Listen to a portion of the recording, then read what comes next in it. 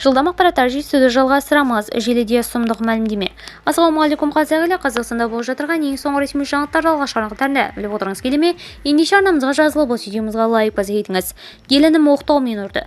5 жылдан бері қаттар паналап жүрген әжей. 5 жылдан бері қартайын паналап жүрген әжей Қайша Қапкенова 74 жаста. Қарт анаға туған ұлы мен келіні күн көрсетпегендіктен мемлекеттік мекемеден көмек сұрауға мәжбүр болған. Қарт ананың айтуынша, жас кезінде анасы жалғыз перзентін алып бауырына басуға берген. Салдарынан бала ер жеткенде баласын мойындаума бас тартқан. Менің ешкімім жоқ, далада қалдым. Тұрған үйімдегі адамдар ана жаққа отырма, мына жаққа отырма, теледидар көрме, тозаң қыста ашпа деп күн көрсетпеді.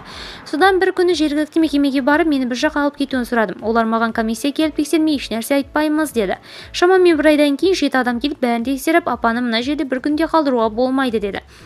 Тұрған үйімдегі адамдар деген менің туған ұлым мен келінім. Марқұм анам кезінде жалғыз перзентінді сен оны асырай алмайсың деп менен тартып алып бауырыма берген.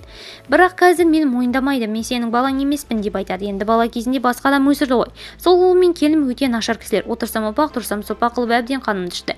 3 жылдай зейнетақымды жоқ қылды дейді қарт ана.